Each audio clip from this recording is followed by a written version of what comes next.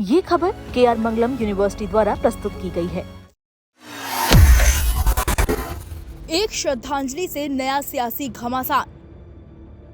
CM विजय ने पूर्व LTTE प्रमुख को दी श्रद्धांजलि। क्या है LTTE का इतिहास? आखिर भारत में क्यों बैन है LTTE? क्या राजनीति में भावनाओं का कोई एक्सपायरी डेट होता है? क्या 15 साल पुराना एक जख्म आज की सियासत का सबसे बड़ा मुद्दा बन सकता है? तमिलनाडु की राजनीति से आज एक ऐसी खबर आई जिसने दिल्ली से लेकर कोलंबो तक हलचल तेज कर दी है।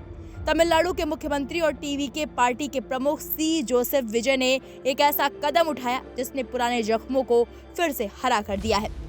विजय ने आज LTTE यानी लिबरेशन टाइगर्स ऑफ तमिल इलम के संस्थापक V. प्रभाकरन को उनकी पुण्यतिथि पर श्रद्धांजलि दी।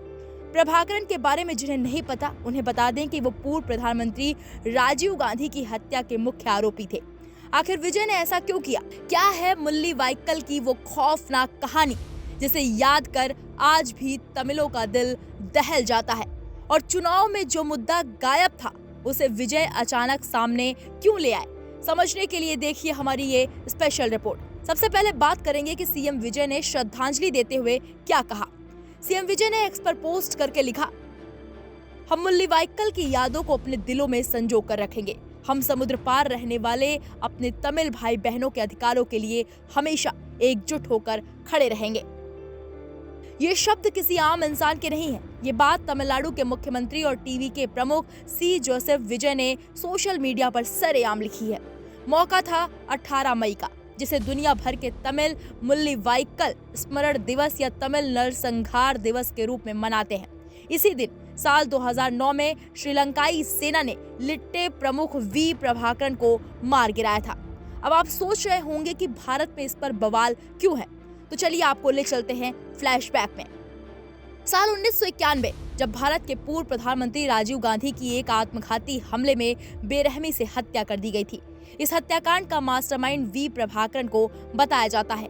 इसी वजह से भारत सरकार ने LTTE पर पूरी तरह बैन लगा कर रखा है। लेकिन तमिलनाडु की राजनीति में प्रभाकरन को लेकर एक अलग ही भावना रही है। वहीं विजय जिस मुल्ली वाइकल का जिक्र कर रहे हैं उसकी कहानी रूह कपा देने वाली है। श्रीलंका के मुल्लीथीवू जिले का एक छोटा सा तटीय गांव मुल्ली वाइकल 18 मई 2009 को यहीं पर करीब 30 साल से चल रहा श्रीलंकाई गृहयुद्ध खत्म हुआ था।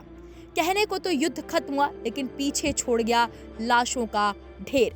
संयुक्त राष्ट्र यानी कि UN के आंकड़े कहते हैं कि इस जंग के आखिरी दिनों में 40,000 से लेकर 70,000 के करीब बेकसूर तमिल नागरिक मारे गए थे।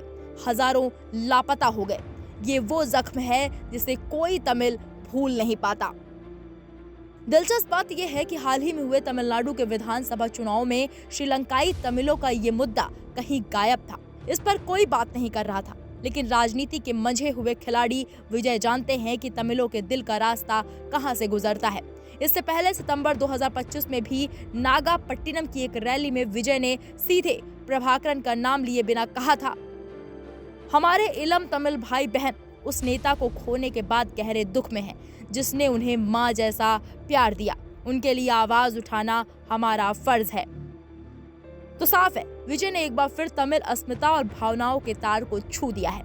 एक तरफ भारत में प्रतिबंधित संगठन का इतिहास है, तो दूसरी तरफ लाखों तमिलों की भावनाएं। अब देखना यह है कि विजय का ये इमोशनल दांव तमिलनाडु की सियासत को किस नए मोड़ पर ले जाता है। फिलहाल इस पूरे मामले पर आपकी क्या राय है, हमें कमेंट बॉक्स में जाकर जरूर बताइएगा।